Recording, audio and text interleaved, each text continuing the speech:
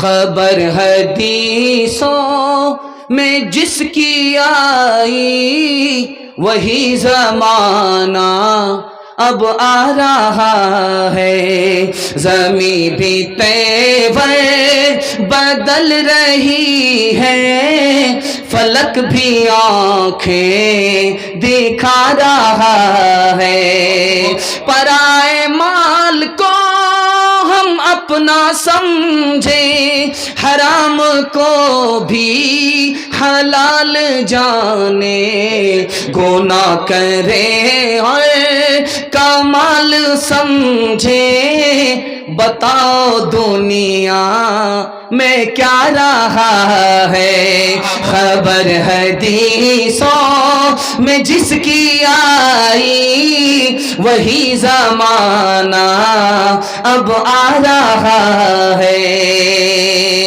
جو ہاتھ باندھے کھڑے ہیں صف میں، سب اپنے اپنے خیال میں ہیں، امام مسجد سے کوئی پوچھے نماز کس کو پڑھا رہا ہے۔ دھیان سے سنیے گا، جلدی سے نکل جائے گا۔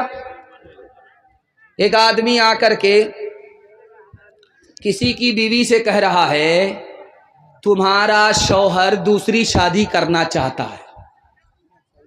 اس کی بیوی نے کہا کہ کیسے؟ کہا یقین نہیں ہے تو کل تم دیکھ لینا۔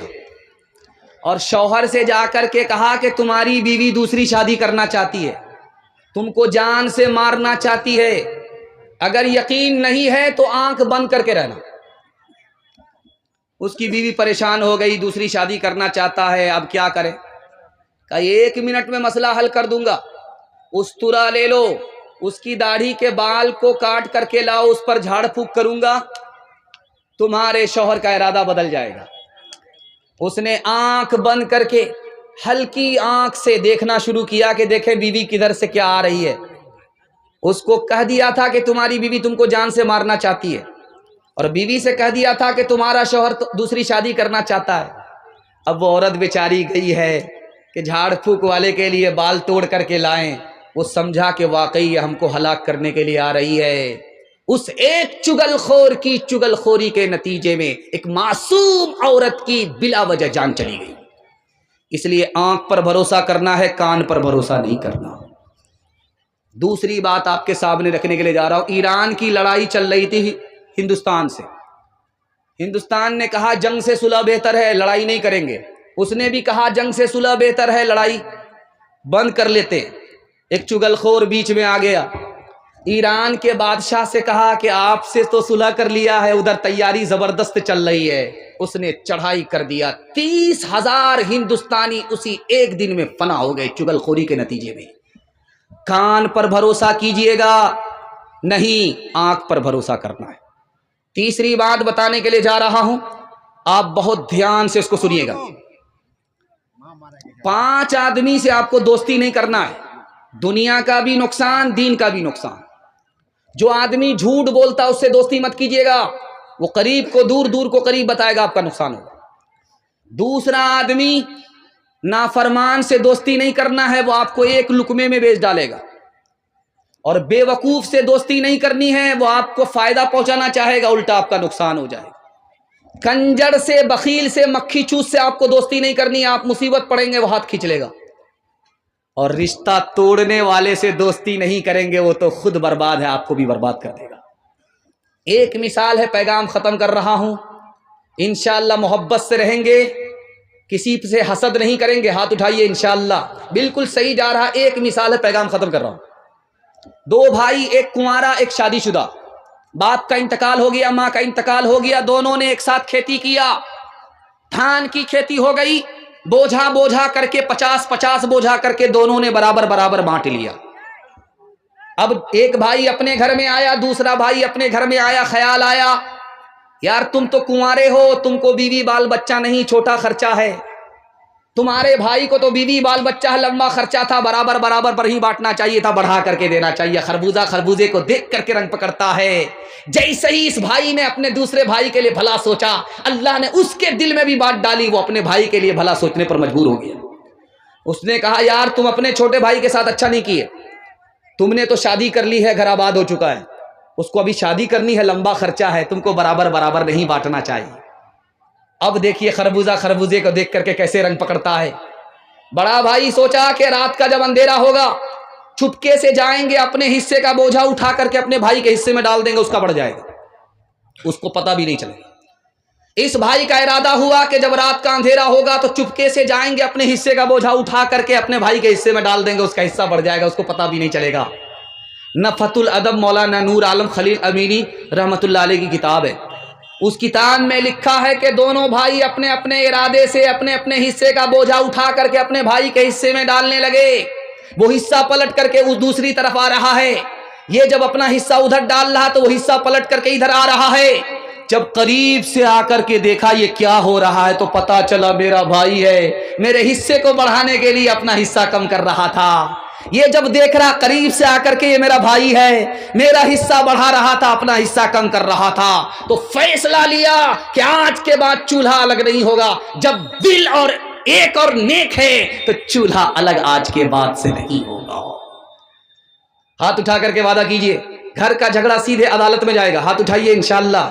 یہ دیکھیں مسلمانوں سنبھل جاؤ، مصیبت آنے والی ہے، تیری بربادیوں کے مشورے ہیں آسمانوں میں، نہ سمجھو گے تو مٹ جاؤ گے اے ہندوستاں والو، تمہاری داستان تک بھی نہ ہوگی داستانوں میں، تمہارا اتحاد با ہمیں دیوار آہن تھا، مخالف ایک کا جو تھا وہ گویا سب کا دشمن تھا،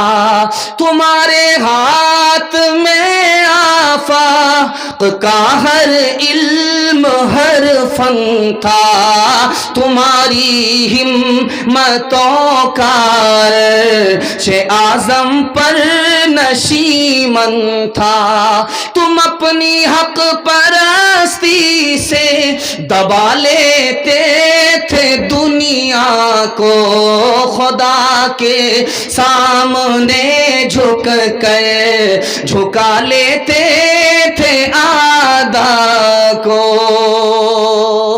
عورتوں کے حوالے سے صرف 3 پیغام، 5 سے 7 منٹ میں میرے حصے کا جلسہ تمام۔ سننے کے لیے آپ لوگ تیار؟ ہاتھ اٹھا دیجئے انشاءاللہ۔ عورت کو سر پر بٹھائیں گے، پہلی فرصت میں حکومت چلی جائے گی، یہ غلطی کبھی مت کیجیے گا۔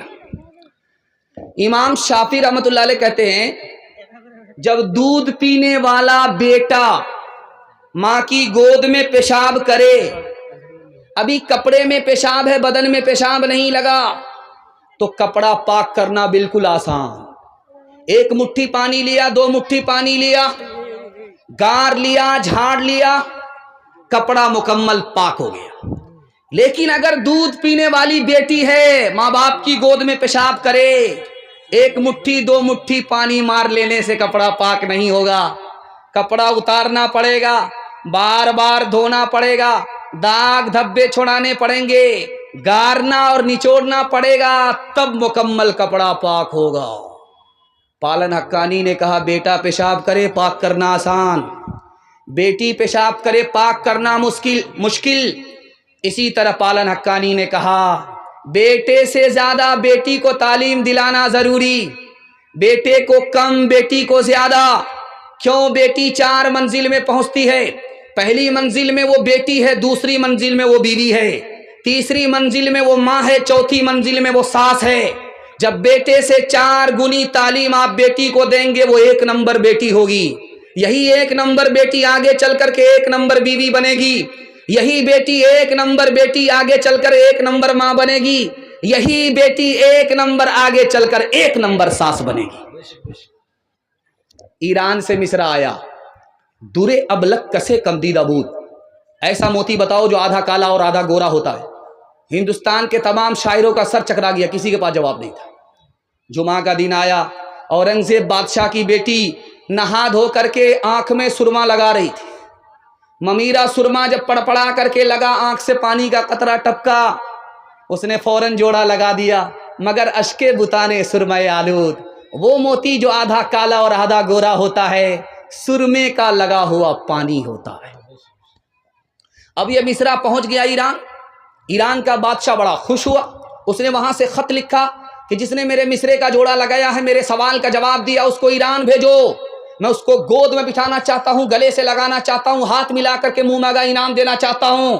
اب باپ نے بیٹی کے سامنے خط رکھا، بیٹی اب کیا کرو گی؟ تو بیٹی کا فیصلہ سنی، اللہ سب کو ایسے ہی ہونہار بیٹی عطا فرمائے۔ اس بیٹی نے کہا ابا حضور انعام لینے کے لیے میں ہندوستان سے ایران جاؤں گی، وہ مجھ کو گود پہ بٹھائے گا، گلے لگائے گا، ہاتھ ملا کر کے منہ مانگا انعام دے گا، وہ اجنبی مرد ہے، میں اجنبی عورت ہوں، میرے پردے کا جنازہ اٹھ جائے گا، مجھ کو دنیا ملے گی، خدا رسول ناراض ہو جائیں گے، ایسی دنیا پر میں لات مار سکتی ہوں، انعام لینے کے لیے جا نہیں سکتی۔ حجاج بن یوسف کے دربار میں بہن آئی ہے، فریاد کر رہی ہے میرے 3 آدمی کو تم نے گرفتار کیا ہے، تینوں کو چھوڑ دو، میرا بیٹا ہے، میرا شوہر ہے، میرا بھائی ہے۔ حجاج بن یوسف نے کہا ایک کو چھوڑوں گا، 2 کو پھانسی پر چڑھا کر کے رہوں گا، تمہارے ہاتھ میں فیصلہ ہے، کس کو حوالے کرتے ہو، کس کو چھوڑاتے ہو۔ اس عورت نے 5 منٹ میں فیصلہ لیا، میرے بھائی کو چھوڑ دو۔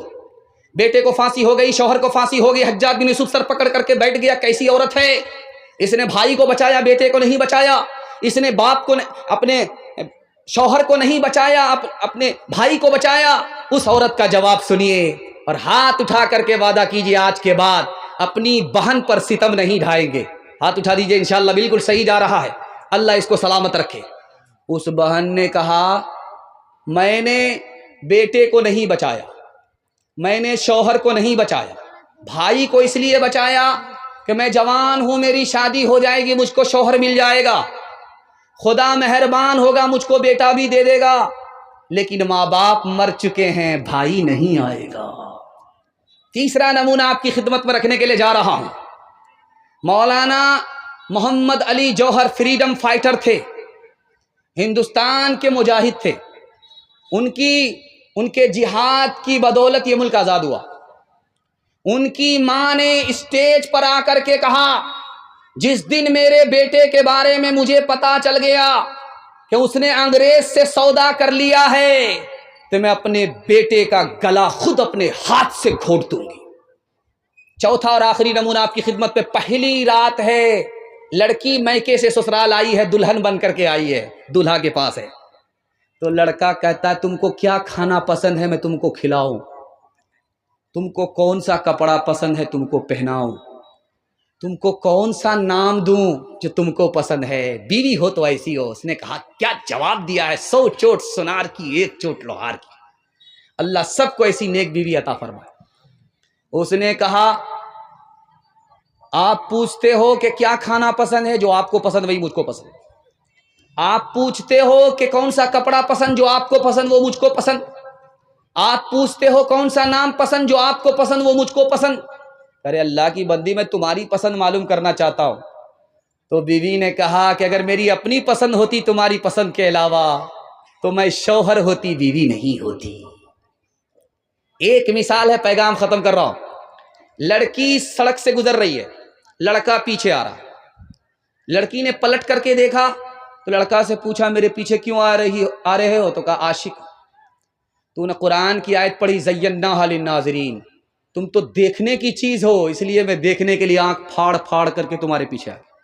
لڑکی اس سے زیادہ پڑھی لکھی تھی، اس نے قرآن سے جواب دیا حفظناھا من کل شیطان الرجیم، ہر شیطان سے میں اللہ کی پناہ میں آتی ہوں۔ لڑکا بولتا ہے نرید ان ناکل منھا وتطمئن قلوبنا، ہم تو تم سے فائدہ اٹھانا چاہتے ہیں اس لیے تمہارے قریب ہوتے ہیں۔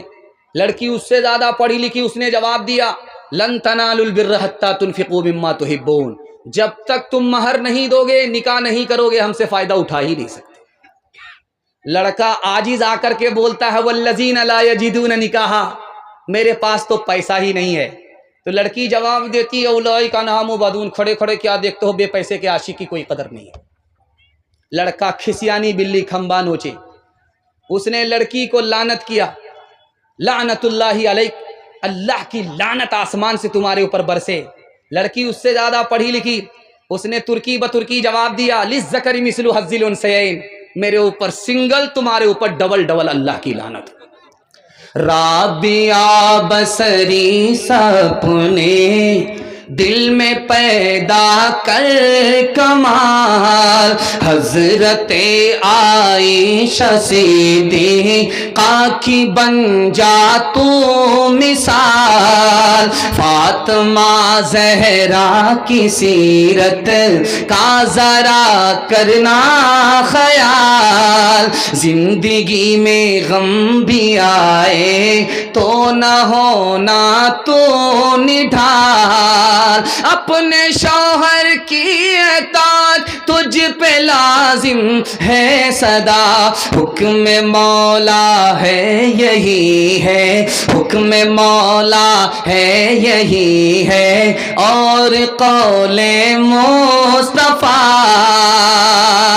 ایک سہاگن بن کے میکے سے چلی ہے آج تو، اپنے شوہر کو سمجھنا اپنے سر کا تاج تو، نانا دادا والدوں ماں کی بھی رکھنا لاج تو، عمر بھر سسرال میں کرنا خوشی سے کاج تو، اپنے چھوٹوں پہ ہو شفقت اور بڑوں کا احترام، طفلو زنہا طفلو زنہا طفلو زن پیرو جوان سے ہو تیرا شیریں کلام.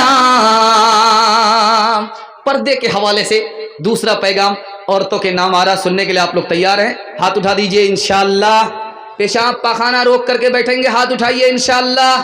یہ غلطی مت کیجئے گا، اوپر صحیح لائسنس ملا ہوا ہے، جتنی جلدی ہو سکے 9-2-11 ہو جائیے. پردے کے حوالے سے صرف 3 منٹ کا پیغام آ رہا ہے، عورت کے حصے کا جلسہ مکمل، اور اللہ آپ کو جزائے خیر دے. میں گارنٹی لیتا ہوں، آپ نے میرا دل اتنا خوش کر دیا ہے، اگر 1 گھنٹہ 2 گھنٹہ جلسہ اور بھی چلے گا تو آپ یہاں سے ہل نہیں سکتے ہیں. اللہ نے آپ کو حوصلے سے اتنا زندہ فرمایا. دل سے دعا کرتا ہوں اللہ آپ کے ضمیر کو زندہ فرمائے. جوان بیٹی اگر گھر میں کنواری ہے، اللہ غیب سے مناسب جوڑے کا انتظام فرمائے. جلدی سے نکلنا، دھیان سے سنیے گا. ایک انگریز نے کہا جب عورت برقع پہنتی ہے تو مجھ کو بہت غصہ آتا. اس انگریز سے پوچھا یار عورت جب برقع پہنتی تم کو غصہ کیوں آتا ہے؟ کہ غصہ اس لیے آتا ہے کہ جیسے کفن میں مردے کو لپیٹ دیا جاتا ہے، اسی طرح برقعے سے عورت کو لپیٹ دیا جاتا ہے، اس لیے برقع پہننے والی عورت سے مجھ کو بہت زیادہ غصہ آتا ہے. شیخ الاسلام مولانا حسین احمد مدنی کے لیے دعا کیجیے، اللہ ان کی قبر کو نور سے بھر دے. انہوں نے چاقو نکالا، نیمبو کاٹ کر کے شربت بنا لیا اور کہا انگریز صاحب میں شربت پی لیتا ہوں، اور نیمبو کاٹنے کی وجہ سے آپ کے منہ میں جو پانی آیا ہے وہ آپ پی لیجیے. انگریز بولا آپ صحیح بول رہے ہیں، ادھر جب نیمبو کٹتا ہے تو منہ میں خود بخود پانی آ جاتا ہے. تو حضرت نے فرمایا جب عورت بے پردہ بے برقع سڑک پر چلتی ہے تو آوارہ لوگوں کے منہ میں اسی طرح پانی آ جاتا جیسے نیمبو کٹنے کے بعد لوگوں کے منہ میں پانی آتا. مسند خطابت پر بیٹھ کر کے حضرت تھانوی دعا کیجیے اللہ ان کر کے درجات کو بلند فرمائے. کہہ رہے تھے پردے میں عورت کو رکھو، پردے میں عورت کو رکھو، آبرو بھی بچے گی ایمان بھی بچے گا. آبرو بچانا ہے، ایمان بچانا ہے، عورت کو پردے میں رکھو. ایک جوان کھڑا ہو گیا، کیا پردہ پردہ کرتے رہتے، پردے کے علاوہ بیان کیجئے. پردے کی وجہ سے عورت کی آزادی ختم ہو جاتی ہے. تو حضرت نے کہا کہ کیوں پریشان ہو رہے ہو؟ کہا کون سی آیت میں پردہ ہے بتائیے، کون سی حدیث میں پردہ ہے بتائیے. حضرت نے ترکی بترکی جواب دیا. 2000 کا نوٹ سب سے نیچے کی جیب میں رکھتے ہو، 200 کا نوٹ بیچ کی جیب میں رکھتے ہو، اور 10 کا نوٹ سب سے اوپر کی جیب میں رکھتے ہو. کون سی حدیث میں ہے، کون سی آیت میں ہے؟ دولت کی تو حفاظت کرتے ہو، عورت کی حفاظت کرنا نہیں جانتے. یاد رکھو دولت جائے گی واپس آ جائے گی، عورت کی آبرو جائے گی کبھی واپس نہیں آئے گی. یہی بغل میں اتر پردیش علی گڑھ ہے، یہاں پر ایک قانون آیا، سر سید احمد خان صاحب رحمۃ اللہ علیہ کے سامنے آیا.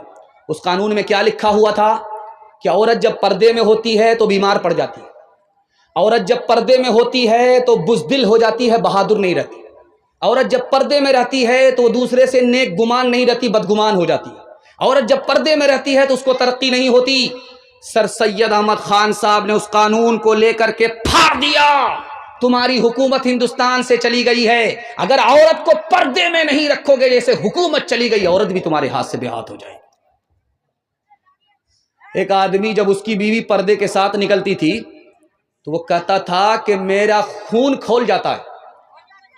جب کوئی پردے کے ساتھ، برقعے کے ساتھ عورت نکلتی، میرا خون کھول جاتا ہے. اس نے کہا کہ برقعے کو جلا دو، پردے کو جلا دو، بغیر دوپٹے کے، بغیر برقعے کے سڑک پر آزادی کے ساتھ گھومو پھرو. جب اس نے اپنی بیوی کو آزادی کے ساتھ گھومنے پھرنے کی اجازت دے دیا، اس کی بیوی کا کسی سے چکر ہو گیا، وہ بھاگ گئی. اب وہ آدمی رو کر کے پولیس اسٹیشن پر رپورٹ لکھا رہا ہے. اکبر الہ آبادی مرحوم نے لکھا، اس نے کیا لکھایا؟ جسم پر لباس کی کمی عجیب لگتی ہے، مجھے امیر باپ کی بیٹی غریب لگتی ہے، جس سے آنچل بھی نہیں سر کا سنبھالا جاتا، اس سے کیا خاک تیرے گھر کی حفاظت ہوگی. کیا گزری ایک پردہ کے مخالف رو رو کے پولیس سے کہتے تھے، کیا گزری ایک پردہ کے مخالف رو رو کے پولیس سے کہتے تھے، عورت بھی گئی، زیور بھی گیا، دولت بھی گئی، عزت بھی گئی. عورت بھی گئی، زیور بھی گیا، دولت بھی گئی، عزت بھی گئی. ڈی جے بج رہا تھا، ایک فاطمہ نام کی عورت ڈانس کر رہی تھی، اس پر ایک مصرع پڑھ رہی تھی، خدا جانے کہ قسمت میں ہماری کیا لکھا ہوگا. ایک جوان کھڑا ہوا کہ فاطمہ بن کر کے بھی تو ڈانس کر رہی ہے اور مصرع پڑھ کر کے اپنا انجام جاننا چاہتی ہے. مرنے کے بعد تم کو خدا بتائے گا کہ تم کہاں جائے گی، جنت میں یا دوزخ میں، لیکن میں تم کو پہلے بتا دیتا ہوں کہ تمہارا ٹھکانہ کہاں ہوگا. تم مصرع مکمل کرو، میں تمہارا جواب مکمل کر رہا ہوں. خدا جانے کے قسمت میں ہماری کیا لکھا ہوگا. اس لڑکے نے جواب دیا، گلے میں توق لعنت کا سواری کو گدھا ہوگا، گلے میں توق لعنت کا سواری کو گدھا ہوگا. دنیا میں عورتوں کی کوئی عزت نہیں رہی، بھی فاطمہ سی اب کوئی عورت نہیں رہی. چپل ہے اونچ ہیل کی اور اونٹنی سی چال، ہونٹوں پہ لپسٹک لگا کہ کر رہی ہے لال. چپل ہے اونچ ہیل کی اور اونٹنی سی چال، ہونٹوں پہ لپسٹک لگا کہ کر رہی ہے لال. شوہر کے سامنے کوئی زینت نہیں رہی، بھی فاطمہ سی اب کوئی عورت نہیں رہی. پیغام ختم ہو گیا. آخری پیغام سننے کے لیے آپ لوگ تیار ہیں؟ ہاتھ اٹھائیے، وعدہ کیجئے انشاءاللہ عورت کو پیر کے ٹھوکروں میں رکھیں گے انشاءاللہ، تانا پانی سب بند ہو جائے. آخری پیغام ہے، سننے کے لیے آپ لوگ تیار ہیں؟ دھیان سے سنیے گا. 11 عورتیں بیٹھ کر کے اپنے اپنے شوہر کے بارے میں بتا رہی تھی۔ ایک عورت نے کہا میرا شوہر شیر کی طرح آتا ہے، چیتے کی طرح جاتا ہے، انسان تھوڑا ہے، وہ تو جانور ہے، جانور۔ دوسری عورت بولی میرا شوہر جب کھانے پر آتا ہے تو سب کچھ کھا جاتا ہے، جب پینے پر آتا ہے تو سب کچھ پی جاتا ہے، اتنا بڑا پیٹو ہے کہ پیٹ ہے کہ انڈیا گیٹ ہے۔ شوہر آیا پنجاب سے، بیوی سے کہتا تمہارے لیے بڑا اچھا بندر مل رہا تھا لیکن پیسہ گھٹ گیا اس لیے نہیں لے پائے۔ تو شوہر نے کہا اس میں پریشان ہونے کی کیا بات ہے، سب سے بڑے بندر تو میرے لیے آپ ہی۔ پتھر چلا، شیشہ ٹوٹ گیا، ساس نکل کر کے آئی، شیشہ کیسے ٹوٹ گیا؟ بیٹا نکل کر کے آیا، تیری نالائق بہو نے پتھر مارا۔ اب بہو نکل کر کے آئی، مجھ کو نالائق مت کہو، میں نے شیشے پر پتھر نہیں چلایا تھا، تمہارے اوپر پتھر چلایا تھا، تم پتھر کھا لیتے شیشہ بچ جاتا۔ عورت عدالت میں رو بھی رہی ہے، ہنس بھی رہی ہے۔ حاکم پریشان، کبھی ہنستی ہے کبھی روتی ہے۔ تو حاکم نے کہا کہ بڑی بے وقوف عورت ہو، تم کبھی روتی ہو کبھی ہنستی ہو، کیا وجہ ہے؟